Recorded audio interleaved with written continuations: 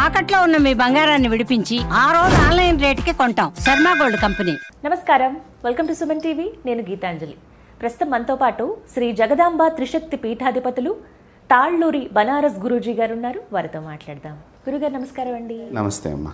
గురుగారు, అలాగే మరొక సందేహం అండి, ఆత్మలు అసలు ఉన్నాయా, కొట్టిపారేసాయా? ఎందుకంటే చాలామంది మాకు తెలుసండి, కొన్నిసార్లు మాకు ఆత్మలు కనపడతాయని కొంతమంది అంటారు. ఆత్మలు ఏమేమి అంతా మీ ఊహ, మీ భ్రమ, ఇవన్నీ కల్పించినవే అనేది కొంతమంది వాదన. ఎలా చూస్తారు మీరు? ఆత్మ అనేటువంటిది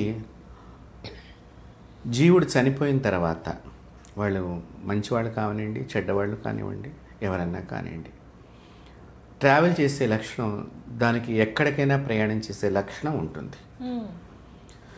ట్రావెలింగ్లో గరుడ పురాణం ప్రకారంగా చనిపోయిన మనిషి ఒక్కసారి మన పైలోకానికి వెళ్ళి నేను చనిపోయానని ప్రజెంటేషన్ వేసుకుని కిందకు వస్తాడు, ఇంతకాలం పడుతుందని గరుడ పురాణంలో చక్కగా లెక్క కూడా చెప్పి పెట్టారు. ఈ ఆత్మ అంటే ఇప్పుడు మనకి ఆత్మ అంటే చెడ్డ ఆత్మ, మంచి ఆత్మ అంటే ఇప్పుడు మీరు అడిగిన విధానం ఏంటంటే దెయ్యాలు, కొందరగా పబ్లిక్ అర్థం అవడానికి భూతాలు, ప్రేతాలు ఇవన్నీ అంటున్నారు. ఒక్కొక్కసారి అది ఏ ఆత్మ అని తెలుసుకుంటానికి యువతల వాళ్ళు తెలియక కొంతసార్లు బాధపడుతూ ఉంటారు. కొన్నిసార్లు మంచి ఆత్మలు కూడా మనకి దర్శనమిస్తాయి, అవి మన చేత మంచి చేయించడానికి వస్తూ ఉంటాయి. కొన్నిసార్లు బాధింపబడటానికి, మనకు ఆ కర్మదోషం ఉంది కాబట్టి దాని ద్వారా బాధింపబడటానికి, ఆ బాధపడ్డటువంటి వారే చనిపోయి వీళ్ళకి ఆత్మగా వచ్చి పట్టుకుని పీడించేటువంటి లక్షణం చనిపోయే ముందర ఉండేటువంటి మనిషి యొక్క కోరికను బట్టి ఇవి ఆత్మగా ప్రయాణం చేస్తూ ఉండే లక్షణాలు ఎక్కువగా ఉంటాయి. మామూలుగా అసలు కళ్ళకి కనిపించవు అని అంటారండి, కానీ కొంతమంది నక్షత్రాల్లో పుట్టిన వాళ్ళకి లేకపోతే ఈ జాతకులు కనబడతాయి అంటారు. ఇప్పుడు కళ్ళకి కనిపించవు అంటే, ఇప్పుడు మనం ఇక్కడ కూర్చున్నామమ్మా, మన కళ్ళకి ఏమైనా సూక్ష్మజీవులు కనిపిస్తున్నాయా? సూక్ష్మ అంత కనిపించవు అంటే అవి లేవా? ఇప్పుడు ఇక్కడ మన చర్మం మీద కూడా, మనం ట్రావెల్ చేసి వస్తే మన వస్త్రాల మీద కూడా కొన్ని రకాలైనటువంటి ఇన్ఫెక్షన్కి సంబంధించినటువంటి దాన్ని మైక్రోస్కోప్లో వాళ్ళు చూడటం మూలకంగా ఇవి ఉన్నాయి అని చెప్పగలుగుతున్నారు. దానికి ఒక పరికరం చేసుకున్నారు కదా వాళ్ళు. నువ్వు పరికరం లేకుండా చెప్పు, ఉన్నాయో లేవో? నువ్వు పరికరం చేసుకున్నావు కాబట్టి దాన్ని మైక్రోస్కోప్స్లో చూసి ఈ యొక్క లక్షణాలు ఈ యొక్క విధంగా ఉంది, ఇది క్రిమి అని నువ్వు ఐడెంటిఫికేషన్ చేసి దాని లక్షణాలు, దాని బాధలు అన్నీ నువ్వు చెప్పగలుగుతున్నావు. దాన్ని తెలుసుకున్నటువంటి వారు అది ఆత్మ ఉందా లేదా అనేటువంటిది వీళ్ళ దగ్గర కూడా మైక్రోస్కోప్స్ ఉంటాయి చెప్పగలిగిన వాడి దగ్గర. ఈ మైక్రోస్కోప్స్ మీరు అనుకున్నట్లుగా ఏవో అద్దాలు లాంటివి అనుకు మాత్రం అనుకోమాకండి. ఎలా ఉంటాయి? ఆత్మ పట్టినటువంటి వ్యక్తిని చూడంగానే వీళ్ళకి అర్థమైపోతుంది. ఒక దెయ్యం పట్టింది అని అనుకుందాం. అవతల వాళ్ళల్లో ఇప్పుడు సమాజంలో ఏదో చెప్పుకునేటువంటి ప్రకారంగా ఏంటంటే వాళ్ళు చాలా ఇదిగా ఉంటారు, అదిగా ఉంటారు, ఇదిగా ఉంటారు. ఒక్కొక్కసారి దెయ్యం పట్టిన వాళ్ళు కూడా మనతో చాలా మంచిగా మాట్లాడుతూ ఉంటారు, ప్రేమగా, నిజంగా ప్రేమనట్టుగా మాట్లాడుతూ ఉంటారు. ఒక్కొక్కసారి వాళ్ళు మనల్ని లొంగ తీసుకునే ప్రయత్నం చేస్తూ ఉంటారు మనకు తెలియకుండా. ఇది ఆత్మ యొక్క, అవతల యొక్క ఆత్మ యొక్క శక్తిని బట్టి మనం దాని లోపలికి వెళ్ళేటువంటి ఇబ్బంది కలుగుతుంది, దాని బలాన్ని బట్టి. సంతానం పుట్టడానికి కూడా కారణాల్లో ఈ ఆత్మలకు సంబంధించింది కూడా ఒకటి ఉన్నది. ఇప్పుడు మీరు నా దగ్గర డబ్బు తీసుకున్నారు, నాకు డబ్బు ఇవ్వలేదు, తిరిగి రోజు అమ్మ డబ్బు ఇస్తారని నేను అడుగుతున్నాను, ఇవ్వలేదు. ఈలోగా మీరు నాకు ఇవ్వలేదని చెప్పి నేను బాధపడుతూ నాలో స్టార్ట్ అవుతుంది. దిగాలు పడిపోయి, రోగాన్ని పడి, మంచాన్ని పడి, నేను మీ దగ్గరికి మనిషిని పంపించిన ఇచ్చేది ఏమిటి అని నేను అన్నప్పుడు, నేను చనిపోయి మిమ్మల్ని పట్టుకుని మిమ్మల్ని పీడిస్తాను నేనప్పుడు నా డబ్బు గురించి. ఒకటి అలా కూడా చేయవచ్చు. లేదా మీకు సంతానమై మీ ఇంట్లోనే పుట్టి మిమ్మల్ని రోజు ఏడిపించుకుని తింటాం. రుణం ఉన్న వాళ్ళు అలా అలా అందుకు జన్మిస్తారు. కాబట్టి ఇలా కూడా ఆ ఆత్మ పుడుతుంది. తర్వాత కుక్కలు కూడా మనిషి రూపంగా పుట్టేటువంటి సందర్భంలో మనం ఇప్పుడు అందరూ కూడా మంచాల మీద, ఒళ్ళల్లోనూ, ఇంకా నెత్తి మీద కూర్చోబెట్టుకుంటున్నారు కదమ్మా. ఈ ప్రేమకి అవి కూడా అలా చేయటానికని అవి కూడా తలుచుకుని మళ్ళీ మనకి పిల్లలుగా పుడుతూ ఉంటారు. ఇంట్లో పెంపుడు జంతువులు కుడు కూడా మనకు సంతానంగా పుట్టచ్చు. పుడతాయి. ఇలా అన్ని చాలా ఈ ఆత్మ అనేటువంటి దానికి చెప్పడానికి చాలా ఉన్నాయి. రెండవది ముఖ్యంగా ఒక ఆత్మ ఒక మనిషిని పట్టుకున్నది అంటే చెడుగా బాధించడానికి పట్టుకుంది అంటే అది తెలుసుకోవాలి అంటేనే దగ్గరగా మనకి అంటే కొంచెం తొందరగా తెలుసుకునే వాళ్ళు ఒక పద్ధతి ఉంటుంది, కొంచెం కష్టతరంగా తెలుసుకునే వాళ్ళ పద్ధతి అంటే 1 సంవత్సరం అయిపోతుంది. సంవత్సరం? అమ్మో. ఈ ఆత్మలు పట్టుకుంటానికి ప్రధానమైన కారణం జుట్టు విరబోసుకోవటం ఒకటి. రెండవది తలస్నానాలు చేసి జుట్టు విరబోసుకుని ఎక్కువ మంది తిరగని ప్రదేశంలో సంచరించటం. తర్వాత ఒక్కొక్కసారి మనం ట్రావెల్ చేస్తూ ఉంటాం. ఈ ట్రావెలింగ్లో మనకి బహిరంగ ప్రదేశానికి మగవాళ్ళు కానీ ఆడవాళ్ళకి కానీ వెళ్ళేటప్పుడు మన ఫ్యామిలీతో వెళ్ళాల్సి వస్తుంది. ఎక్కడో కొద్దిగా లోపలికి వెళ్ళినప్పుడు ఆ ప్రదేశంలో వీళ్ళు తలంటు పోసుకుని ఇట్లా జుట్టెర పోసుకుని ఉన్నా కూడా వీళ్ళని ఆవహించడానికి అది ప్రయత్నం చేసే లక్షణం ఒకటి ఉంటుంది. ఇంకొక విధానం, మనిషి యొక్క అస్థికలను కానీ ఏ జంతువు యొక్క అస్థికలను కానీ మనిషి దాటిన తొక్కిన దాని ప్రాయశ్చిత్తం చేసుకోకపోతే ఆత్మ దగ్గరికి రావటానికి అవకాశం ఏర్పడుతుంది. వారికి వారు గుర్తించొచ్చా అండి చెడాత్మ లేకపోతే ఏదో ఒక వాళ్ళకి తెలియదు, అసలు తెలియదు. వాళ్ళు మీతో చక్కగా నవ్వుతూ ఉంటారు, మాట్లాడుతూ ఉంటారు. ఈ ఆత్మ పట్టిన వాళ్ళు ఆహారం సరిగ్గా తీసుకోరు. ఒకటి ఇచ్చింది చల్లారిపోయేదాకా అలా పెట్టుకుని కూర్చుంటారు, లేదా ఇచ్చిన దాన్ని తిరిగి మన మొహాన్ని కూడా కొడతారు ఒక్కొక్కసారి. ఇలాంటి సంఘటనలు జరుగుతాయి. రెండవది మాంసాహారం తినాలి అనేటువంటి లక్షణం బాగా బలపడుతూ ఉంటుంది మనిషికి. ఎక్కువగా దాని యందు అనురక్తి కలగటం, దాని యందు ఆస్వాదన కలగటం అవి జరుగుతూ ఉంటాయి. ఏదైనా భగవంతుడికి సంబంధించిన ప్రసాదాన్నో కుంకాన్ని తీసుకొచ్చినప్పుడు తర్వాత పెట్టుకుంటాను అని అబ్జెక్షన్ చేస్తూ అక్కడ పెట్టు ఇక్కడ పెట్టు అని నవ్వుతూనే ఉంటారు. కానీ అది మనతో అలా చేస్తూ ఉంటుందనేది మనం గమనించుకోలేము. ఒకవేళ బలవంతంగా పెట్టినప్పుడు దాని ప్రభావాన్ని అది వ్యక్తం చేయడానికి సిద్ధమవుతుంది. సో ఆత్మలు మనల్ని ఆవహించడానికి గల కారణాలు అనేకమైనటువంటి ఉన్నాయి. ముఖ్యంగా చెడ్డ ప్రదేశాల్లో చెడు సమయాలలో మనం వెళ్లకుండా ఉండటం చాలా ముఖ్యము. ఇవి జరగకుండా ఉండాలంటే ఈ ఆత్మ పట్టినప్పుడు మనిషి దాన్ని ఎలా గుర్తించాలి అంటే ఇంట్లో దీపం తొందరగా కొండెక్కుతూ ఉంటుంది. తర్వాత దేవతా ఫోటోలు కానీ చనిపోయినటువంటి వారి ఫోటోలు మన ఇళ్లలో అవి వాటంతటికి అవే కింద పడిపోతూ ఉంటాయి. కొన్ని సందర్భాల్లో జరుగుతాయి. తర్వాత ఆ దేవుడు మందిరానికి వేసినటువంటిదో లేకపోతే ఆ దేవుడు ఫోటోకి వేసినటువంటిదో, ఇప్పుడు మనం చందనాలతో పూసలతో మాలలు చేసి కొంచెం ఫ్యాన్సీగా అట్లా పెద్దలు చనిపోయినటువంటి వాళ్ళ ఫోటోలకు కూడా వేస్తున్నాం కదా, రోజు దండ వేసే బదులు ఇది అందంగా ఉంటుందని.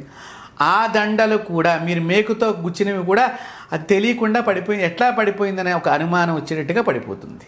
ఇంట్లో నెగిటివ్ ఎనర్జీ ఉంది అంటే ఇవన్నీ జరుగుతూ ఉంటాయి. ముఖ్యంగా తులసి చెట్టు చాటుకు వెళ్ళిపోతుంది. రెండోది పువ్వుల చెట్లు ఎండిపోయే లక్షణాలు కలుగుతూ ఉంటాయి. తర్వాత పెంపుడు జంతువులు లేకపోతే ఎక్వేరియంలో ఉన్న చేపలు చచ్చిపోతూ ఉంటాయి. ఆత్మలు ఇంట్లో సంచరిస్తాయి అని చెప్పడానికి, లేకపోతే ఈ ఇంట్లో ఎవరికైనా చావు దాపురిచ్చిందని చెప్పడానికి కూడా ఇవి సంజ్ఞ. కానీ ఇళ్లలో ప్రతినిత్యం దీపారాధన చేస్తూ ఉంటాం, అయినా కూడా ఇలాగే ఉంటుంది. ఒకటి గుర్తుపెట్టుకోండి, దీపారాధన మనం చేసే సందర్భాల్లో ఎంత జాగ్రత్తగా చేస్తున్నాం, ఏ విధంగా చేస్తున్నాము అనేటువంటిది, ఏ సమయంలో చేస్తున్నాము అనేది కూడా ఒకటి ముఖ్యము.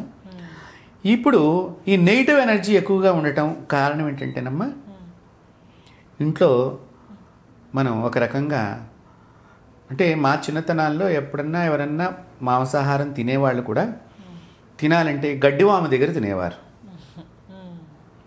అక్కడనే వాటికి వేరే గిన్నెలు ఉండేవి.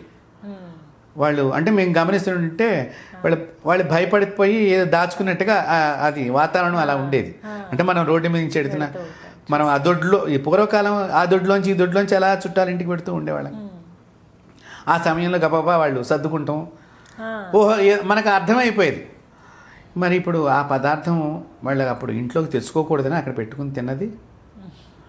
అంటే శవం ఇంట్లో ఉంటేనే భోజనం చేయకూడదు అని చెప్తోంది. మరి ఇప్పుడు చచ్చిపోయినటువంటి జీవిని తీసుకొచ్చి ఇంట్లో పెట్టుకొని మళ్ళీ అది మిగిలిపోయిందని ఒక దాచుకునేటువంటి డబ్బాలో దాచి నేను దీపారాధన చేశాను, తలస్నానం చేశాను, మంచిగా పూల డెకరేషన్ చేశాను అంటే దైవానికి సంబంధించిన శక్తి ఆ రోజు మన ఇంట్లో ఉండదు. మరి ఇప్పుడు చెప్పండి, దీపారాధన చేస్తున్నాం కదా అంటే ఇందువలన నెగిటివ్ ఎనర్జీ ఇంట్లో లోపలికి ప్రవేశించడానికి, మన పిల్లల మాట వినకపోవటానికి గల కారణాలు కూడా వీటిల్లో ఇవన్నీ. ఇక్కడ ఒక ప్రశ్న అడుగుతారు గురుగారు, చెప్పండి. అంటే మిమ్మల్ని అడ్డుకుంటున్నానని కాదు కానీ, మరి అమ్మవార్లకు బలి ఇచ్చేటప్పుడు అప్పుడు కూడా దీపారాధనలు అవి చేస్తూ ఉంటాం కదా, ఇంట్లో అమ్మవారిని పెట్టుకున్నామండి, ఇలా మాంసాహారం బలిస్తామండి అనుకుంటారు, మరి అక్కడ కూడా అదే జరుగుతుందిగా? అమ్మవారి బలిమ్మని మనల్ని పిలిచి అడిగిందా? అడగలేదు. మనంగా నేను ఇది ఒకటి ఇస్తున్నాను ఇస్తున్నాను అన్న తర్వాత నువ్వు ఎవరికి ఇస్తానని చెప్పినావు? అమ్మవారికి. మరి దాన్ని మళ్ళీ తిరిగి ఎందుకు వెనక్కి తెచ్చుకుంటున్నావు? అందరిని పిలిచి భోజనాలు కూడా పెడతారు. కానీ తిరిగి తెచ్చుకుంటున్నావు అంటే అమ్మకి ఇవ్వలేదు. ఒకటి ఇచ్చేయటం అంటే ఏమిటి, దానం చేయటం అంటే ఏంటి, ఇచ్చేయటమే ఇంకా పూర్తిగా. దాని మీద మనకు హక్కు లేదు కదమ్మా, ఆశించకూడదు. ఒకటి బలి ఇవ్వమని కూడా ఋషులు చెప్పలేదు మనకి కలియుగంలో. జంతు బలులు కానీ ఇది మనుషులు వారంతట వారు ఒక ఆచారంగా పెట్టుకున్నారు అంతే అండి. కొన్ని సందర్భాలలో ఒకసారి ఏమవుతుందంటేనేమో కొన్ని పనులు జరగనప్పుడు మొండిగా ఇక ఎంత మంత్రాలతో కూడా జరగనప్పుడు తాంత్రిక ప్రయోగం అనేటువంటిది ఒక ఉన్నది. దానిలో ఈ విషయాలుగా ఇలా చేస్తే ఏమని అంటే ఏంటి, అప్పటిగాని తృప్తి. ఇప్పుడు ఆవకాయ ముద్దపప్పు కలుపుని తింటే కమ్మగా కడుపు నిండినట్టుగా అనిపించినట్టుగా ఓ తృప్తి కలగాలని భావాన్ని చెప్పడానికే తప్ప బలుల్ని ప్రోత్సహించాలి వేదాలు. ఇప్పుడు కూడా సాత్వికంగానే ప్రోత్సహించినాయి, సాత్విక ఆరాధనతోనే ప్రోత్సహించినాయి.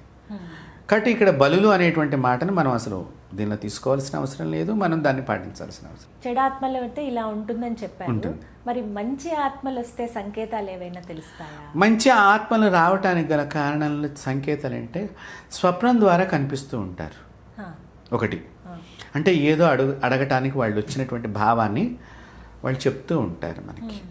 అంటే ఒక్కొక్కసారి ఏమవుతుందంటే ఇక్కడ రావటంలో మనం నాన్నగారి కార్యక్రమం మర్చిపోయామనుకోండి, నాన్నగారు వచ్చి నిలబడుతూ ఉంటారు.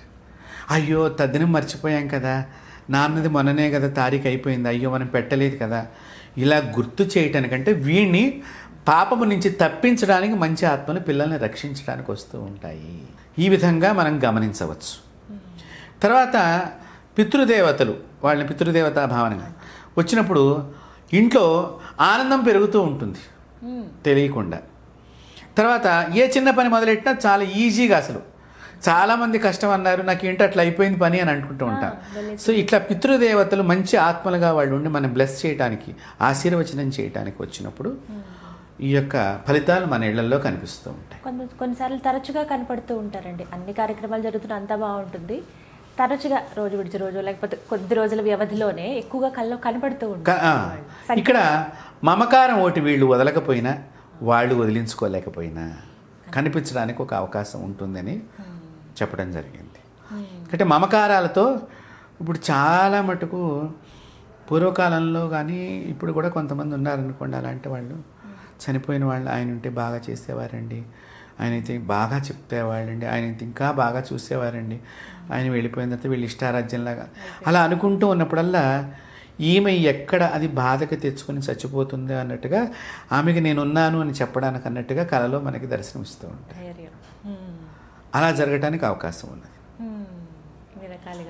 కొంతమంది కోడళ్ళకి కనిపిస్తారు. ఇది ఒక సంఘటన నా దృష్టికి వచ్చింది. ఎలా వచ్చిందంటే, ఒక గుడిలో అర్చకుడిగా పనిచేస్తున్నాడు. ఆ పెట్టే క్రమంలో నేను అతనికి సహకారం అందించాను, ఆ గుడిలో చేసుకో బాగుంటుంది నువ్వు అని నేను చెప్పడం జరిగింది. అయితే అతను ఆ గుడి వదిలేసి ఇంకో చోటకి వెళ్దామనే ప్రయత్నంలో నాకు చెప్పకుండా ఆ గుడిని వదిలేసేయడం జరిగింది. అంటే నాకు తెలియదు, చాలా కాలం అయిపోయింది అతను పనిచేసి, మనం ఏదో ఉద్యోగం ఇప్పిస్తాం ఎక్కడైనా, చాలా అనుబంధం కూడా కొంచెం తక్కువ. ఎవరెవరికి మనం ఉద్యోగం ఇచ్చిన ప్రతి ఒక్కరు మనకు మాట్లాడాలని మనం పెట్టుకోం కదా. అలాగా ఒకరోజు సడన్గా వచ్చి మా అత్తగారు రోజు కల్లోకి వచ్చి మీ దగ్గరికి వెళ్ళమని చెప్తోంది గురువు గారు అని చెప్పి వాళ్ళు కొడుకును కోడలు నా దగ్గరికి వచ్చారు. ఎందుకనమ్మా నా దగ్గరికి ఎందుకు వచ్చారు అని అంటే, మీరు అక్కడ పని చేయటం లేదా, ఏంటి చేస్తున్నారంటే, అక్కడ పని చేయట్లేదండి, మేము బయటకు వచ్చేసాం, వచ్చిన కాడి నుంచి ఆవిడ వచ్చి బాధిస్తోంది మమ్మల్ని మీ దగ్గరికి వెళ్ళమని. అంటే ఏంటి, వీళ్ళు బయటకు వచ్చిన తర్వాత వీళ్ళ పరిస్థితి బాగాలేదు, నేను పెట్టిన చోట బాగుంది. సో మళ్ళీ దిక్కును చూపించడానికి ఇలాంటివి చేస్తూ ఉంటాయి కొన్ని ఆత్మలు. కాబట్టి మనం దాన్ని వాళ్ళకి ఏదో భృతి కల్పించాలని చెప్పి మరి మానేసినప్పుడు మరి కనీసం ఒక మాట కూడా చెప్పలేదు ఏమిటి, మరి ఇప్పుడు ఆవిడ కల్లోకి వస్తే కానీ నా దగ్గరికి రాలేదా అని నేను అడగటం అంటే రూఢీ చేసుకుంటానికి. లేదండి నాకనే కాదు, ఆ అబ్బాయి చెప్పాడు, మా చెల్లెలు కూడా అలాగే జరుగుతోంది. ఇప్పుడు కోడలకు వచ్చిందంటే ఏదో ఈవిడేదో అంటే మనం ఈవిడ అబద్ధం చెప్పి వచ్చిందో లేకపోతే ఏదో మనం ఆలోచన చేయడానికి మనం అనేక రకాల క్వశ్చన్లు వేసినప్పుడు ఆ ప్రక్రియలో భాగంగా వాళ్ళు చెప్పుకుని కొన్ని సిగ్నల్స్ ఆన్సర్స్ అన్నీ కూడా దానిలో నాకు భావనంగా ఆ అత్తగారు అయితే మాత్రం వచ్చి చెప్పడం అనేది వాస్తవం జరిగింది. అంటే భృతిని కల్పించడానికి కూడా ఆత్మలు మనకి ఉద్యోగాలు ఇప్పించడానికి కానీ మనకి కష్టాన్ని పోగొట్టడానికి కూడా ఆత్మలు అనేక రకాలుగా కనిపిస్తుంది. రక్షణగా ఉంటాయి. ఒక్కొక్కసారి ఆత్మలు మాకు ఏం కావాలని కూడా ఆహారం అడుగుతాయి, ఎన్ని కేజీల ఆహారం కావాలని కూడా అడుగుతాయి, ఎలాంటి ఆహారం కూడా కావాలని అడుగుతూ ఉంటాయి. తమో గుణంతో అవి ప్రవర్తించేటువంటివి. ఒక్కొక్కసారి ఈ ప్రేమ విఫలమైనటువంటి వాళ్ళు ఆత్మహత్య సదృశ్యం కార్యక్రమాలు చేసేటువంటి భాగంలో వారి ఆత్మను తొందరగా ఎక్కువగా సంచరించే అవకాశం ఎక్కువ ఉంటుంది. వాటి నుంచి ఎక్కువగా మనుషులకు ఇబ్బంది కూడా ఉంటుంది. తర్వాత బలవన్మరణాలు అనేక కోణాల్లో, ఒకటి ఈ ప్రేమ అనేది కాదు, అనేక కోణాలు అనేక విషయాలలో. రెండవది పెద్ద పెద్ద ప్రమాదాలు జరిగి ఎక్కువ మంది ఒకేసారి మరణం పొందటము. ఇప్పుడు మనం చాలా కాలం అలాంటి వాటిల్లో కూడా అది బతకాలనేటువంటి తాపత్రయం ఉంటుంది. చనిపోయే క్షణంలో మనం బతికించలేనటువంటి సమయంలో అలాంటివి కూడా ఆత్మలై మనల్ని పీడిస్తూ ఉంటాయి. అలాంటివి నేను చాలా గమనించడం జరిగింది. చాలామంది నా దగ్గరికి వచ్చినటువంటి వాటికి దాని నుంచి విముక్తులను చేయటం జరిగింది. అవి నాతో మాట్లాడినప్పుడు నాకు చెప్పినటువంటి విషయాలు, దానికి సాక్ష్యాలు కూడా మనుషులు వాళ్ళ ఇంట్లో ఫ్యామిలీ అందరినీ కూర్చోబెట్టి నేను మాట్లాడిపించాను. ఆ మనిషి లోపల ఉండి అది మాట్లాడుతూ ఉంటుంది. అది వెళ్ళిపోయేటప్పుడు అమ్మా, ఆత్మ వెళ్ళిపోయేటప్పుడు నాకు నేను వాళ్ళ ఇంట్లో కూర్చొని జపం చేస్తున్నాను, నెమలి మన దగ్గరికి వచ్చింది అంటే శుభసూచకం, అంటే భగవత్ శక్తి ప్రవేశిస్తోంది. అలాగే వీళ్ళ మీద నుంచి వెళ్ళిపోయేటప్పుడు అది ఏదో ఒకటి చేసుకుని వెళ్ళిపోవాలి.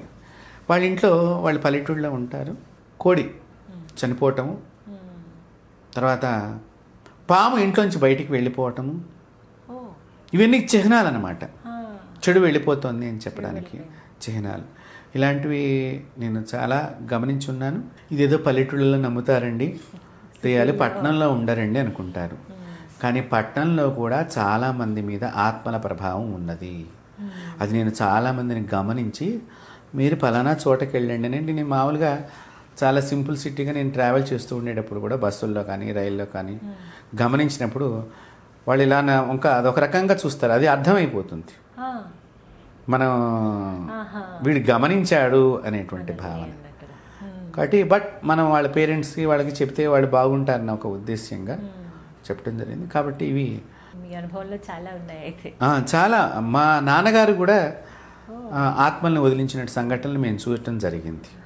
నాన్నగారు కూడా ఈ చిటికిన వేలుతో పట్టుకునేవాళ్ళు. ఏదో మంత్రం చదువుతూ ఉంటే పలానా ఊరు పలానా చోట నేను చనిపోయాను, ఇలా చనిపోయానని చెప్తూ ఉంటే మళ్ళీ అక్కడ తెలుసుకుంటే నేను హైదరాబాద్లో ఒకళ్ళకి అంటే ఒక 2 సంవత్సరాలకి కూడా అవ్వలేదమ్మా, ఒక కాలేజీ అమ్మాయికి ఆత్మ పట్టుకుంది. ఎప్పుడు పట్టుకుంది, ఎలా పట్టుకుంది అంటే ఆ అమ్మాయిని ఒక అతను ప్రేమిస్తూ ఉన్నాడు. ఇద్దరిది కులాలు కూడా వేరు. ఇక్కడ ప్రేమిస్తున్నప్పుడు వాళ్ళది వరంగల్, వీళ్ళది హైదరాబాద్. అయితే ఇక్కడ వచ్చి చదువుకుంటున్నాడు. ఈ అమ్మాయి వాడి ప్రేమను రిజెక్ట్ చేసింది. ఇది మన ఇంట్లో కుదరదు, మేము వేరే క్యాస్ట్, మీరు అందులో వేరే కూడా మతం కూడా వేరు, ఇవన్నీ చెప్పుకొచ్చింది. కానీ వాడు చాలా పాపం ఈ అమ్మాయిని ప్రేమించాలనే ఒక భావంతో ఇక్కడ చాలా సార్లు తిరగడం. కానీ ఈ అమ్మాయి ఇంకా వల్ల కాదనుకున్నప్పుడు మళ్ళీ వరంగల్కి వెళ్ళిపోయి చచ్చిపోయాడు, సూసైడ్ చేసుకున్నాడు. ఆ సూసైడ్ చేసుకున్నటువంటి విషయం పేపర్లో కూడా వచ్చింది. అయితే ఇవన్నీ మాకు ఎలా తెలిసినాయి అంటే ఒకరోజు రాత్రి నాకు ఫోన్ వచ్చింది. వాళ్ళ చుట్టాలు వాళ్ళు నన్ను ఇట్లా గురువు గారని కన్సల్ట్ చేశారు. సరే నేను అక్కడ దాకా వస్తాను, అటు నుంచి వాళ్ళ ఇంటికి కడతాను నేను అన్నాను. రాత్రి 12 దాకా వాళ్ళ ఇంటి దగ్గర కూర్చోవాల్సి వచ్చింది. కూర్చున్నప్పుడు ఆ ఆత్మ చెప్పిందనమాట, వాళ్ళ పేరెంట్స్ నిశ్చేష్టురాలైపోయారు. మేము ఇంతకాలం దెయ్యంతోనే మాట్లాడుతున్నామా, దెయ్యంతోనే ఉంటున్నామా, కానీ అది కాసేపు అమ్మాయి చాలా ప్రేమగా ఉంటుంది, కాసేపు ఆడుతున్నటువంటి ప్రయాణం ఇది. మీరు కావాలంటే వాళ్ళ నెంబర్ ఇస్తాను, మీరు మాట్లాడచ్చు అంటే చెప్తున్నా నేను. అయితే నేను ఈ ఆత్మ ఆ చనిపోయిన అబ్బాయి కంటే కూడా ఇంకొకటి ఏదో ఈ అమ్మాయిని బాగా ఏడిపించేది ఆ రెండో ఆత్మ తప్ప చనిపోయిన అబ్బాయి అయితే కాదని కూడా క్లారిటీ ఇచ్చాను. ఇచ్చినప్పుడు ఆ ఆత్మ నాతో మాట్లాడటానికి, ఇంకొక ఆత్మ ఏదైతే మాట్లాడటానికి ఉన్నదో ఆ ఆత్మ చెప్పింది, నా కొడుకు చచ్చిపోయాడు కాబట్టి నేను అన్నం తినకుండా 41 రోజుల నుండి నేను కూడా చచ్చిపోయి ఈ అమ్మాయిని పట్టుకున్నాను అని చెప్పింది. అంటే ఏంటి, ఇప్పుడు తల్లి చచ్చిపోయి ఈ అమ్మాయిని ఆవహించింది. అంటే తల్లి చనిపోయి పట్టుకున్నది అంటే ఇది జస్ట్ 1.5 year క్రితం జరిగినటువంటి విషయం నేను చెప్తున్నాను. అసలు నా ఎదురుగుండానే పైనుంచి 2వ అంతస్తు నుంచి దూకపోయింది అమ్మాయి. నేను ఆ అమ్మాయిని ఇట్లా గట్టిగా పట్టుకుని ఆ అమ్మాయి డ్రెస్, నాకు ఇప్పుడు ఏంటంటే అక్కడ స్త్రీయా పురుషుడా అనేది కాదు, ఒక మనిషిని రక్షించాలి. దూకపోతుంటే వీళ్ళ నాన్న వాళ్ళు వెనకాతలుండి అమ్మాయి ఇంత వీడియోలు కూడా తీశారు, వాళ్ళ దగ్గర వీడియోస్ కూడా ఉన్నాయి. నేను గట్టిగా ఇట్లా పట్టుకుంటే ఆ డ్రెస్ కొద్దిగా చిరిగిపోయి, అయినా ఎంత సీరియస్గా చూస్తుంటే నేను గట్టిగా లాగి పట్టుకుని కూర్చో. వాళ్ళ వలన కూడా వాళ్ళ నాన్నను కూడా చాలా కోపంగా, అది నువ్వు పిలిపిస్తావుట్రా నీ సంగతి చూస్తాను అని చెప్పింది ఆ లోపల ఉండేటువంటి ఆత్మ. బట్ నేను చెప్పా ఇది చాలా సీరియస్గానే ఉన్నది, బట్ నేను తొలగించినా కూడా మీరు పలానా అప్పుడు పలానా రకంగా అన్నం పెడుతూ ఉండండి, మీరు మానద్దనన్నా. వాళ్ళు 1 సంవత్సరం ఏదో మర్చిపోయారు, తండ్రిని చంపేసింది ఆత్మ. చచ్చిపోయాడు వాళ్ళ నాన్నగారు. నాకు చాలా బాధ అనిపించింది. ఇలాంటివి నేను గమనించినప్పుడు ఇప్పుడు ఆత్మకి నాకు సంబంధం లేదు, బాధ లేదు, బట్ నేను ఆత్మ బాగుండాలి, ఉత్తమ జన్మ ఎత్తాలని నేను కాశీ వెళ్ళినా, ప్రయాగ వెళ్ళినా, ఈ ఆత్మల పేర్లు నాకు ఎవరైతే నాతో ఆ పేర్ల మీద నేను అక్కడ పిండ ప్రదానం చేస్తాను. అంటే ఏదో రకంగా ఆ మనిషిని మనం మంచి జన్మ ఎత్తడానికి మనం ప్రేరణగా మనం ఉండాలి అనేటువంటి ఉద్దేశం. ఇలాంటివి ఉన్నప్పుడు మరి మీరు ఎలాంటి జాగ్రత్త తీసుకుంటారు గురువుగారు? అంటే మన అనుష్ఠానమేనమ్మా, మన దేవతా శక్తి మనతో ట్రావెల్ చేస్తుంది. ఇబ్బంది అయిన సందర్భాలు నాకు అంటే ఇబ్బంది అంటే నేను ఇబ్బంది పడ్డాను. ఒకసారి ఒకళ్ళ ఇంట్లో ఇట్లాగే ఒక ఇంటర్మీడియట్ చదివే పిల్లే, ఆ పిల్ల కూడా కాలేజీలో చివరికి వాళ్ళ ఆ ఇంటి ముఖ్యమైన యజమానే వాళ్ళని పట్టుకుని పీడిస్తున్నాడు. అయితే నేను వాళ్ళకి చెప్పాను. అయితే వాళ్ళు ఇది ఆత్మ అని నేను చెప్పాను, ఇది ఏదో ఆత్మన టైప్ లాగా ఉంది ఇది, బట్ నేను కూర్చుంటే కానీ చెప్పలేను ఎక్కువసేపు, బట్ మీరు చెప్పిన లక్షణాలు అమ్మాయి వాళ్ళకి కొంచెం ప్రవర్తన డిఫరెన్స్ చూసి నా ముందర కూర్చోబడి ఇది కొంచెం తేడాగానే ఉన్నది అని చెప్పడం జరిగింది. ఆత్మలు ఏం చేస్తాయి అంటేనమ్మా, అది సస్టైన్ అవటానికి దానికి ఇంకో శరీరం ఎత్తుక్కోవాలంటే మళ్ళీ కష్టం. వన్స్ ఒకసారి ట్రావెల్ చేసింది అంటే, ఇప్పుడు మనకి వైరస్ మన బాడీలోకి లోడ్ అయింది అనుకోండి, రెండోసారి తొందరగా అటాక్ చేయడానికి ఈజీగా ఉంటుంది.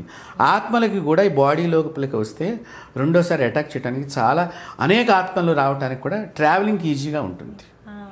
ఇలాంటి సందర్భంలో ఈ ఆత్మలు ఏం చేస్తాయంటే మాలాంటి వాళ్ళ మీద లేనిపోని మాటలు వాళ్ళకి చెప్తాయి మనం లేనప్పుడు. దానిని వాళ్ళు నమ్మినటువంటి సందర్భాలు ఉన్నాయి. తర్వాత వాళ్ళు బాధలు పడ్డవాళ్ళు ఉన్నారు. ఇప్పుడు అది వదిలినట్టుగా కనిపిస్తుంది ఆ మనిషి దగ్గర నుంచి, అన్నీ బాగా ఉన్నట్టుగా కనిపిస్తుంది. ఎప్పుడు దెబ్బ కొట్టాలో ఆ కొట్టినప్పుడు మనం మళ్ళీ వాళ్ళకి గుర్తుకొస్తాం ఆ రోజున. అందాక కూడా ఇవి మనల్ని నమ్మనివ్వకుండా కూడా చేస్తూ ఉంటే అప్పుడు సందర్భాల్లో మన మీద కూడా వాళ్ళు నీలాప నిందలుగా, మీరు ముందరగా ఎందుకు చెప్పలేదు, మీకు అన్నీ తెలుసు. అంటే ఇప్పుడు ఎవడెవడికి దెయ్యం పట్టిందని రోజు ఇక్కడ కూర్చొని నేను జపం చేయడానికి దెయ్యం పట్టిన వాళ్ళని చూడటానికి కాదు కదా. నా జన్మను నేను ఉన్నతమైన దశకి తీసుకెళ్ళటానికి, లేకపోతే నా కుటుంబాన్ని ఇంకా ఉన్నతమైనటువంటి దానికి తీసుకెళ్ళటానికి తప్ప నేనే ఇంకా పరిపూర్ణుడు కాలేదని నేను రోజు అనుకుంటాను. కారణం అంటే ఏ మనిషి కూడా పరిపూర్ణుడు కాడు. భగవంతుడు అనేక పరీక్షలు పెడుతూ ఉంటారు. ఆ పరీక్షల్లో మనం నెగ్గుతూ ఉండాలి. అనేక రకాలుగా ఎన్నో జరుగుతూ ఉంటాయి. కాబట్టి దీనికి మనం ఏదో నేర్చుకున్నాం కాబట్టి ఈ విద్య వచ్చేసింది కాబట్టి మనం గొప్పవాళ్ళం అనుకుంటే చాలా పొరపాటు.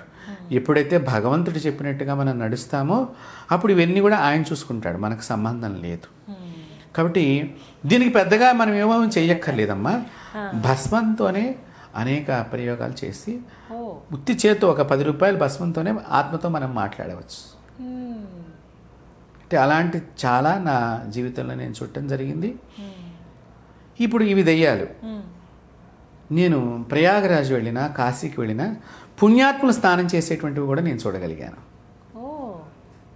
అంటే మహర్షులు లాంటి వాళ్ళు,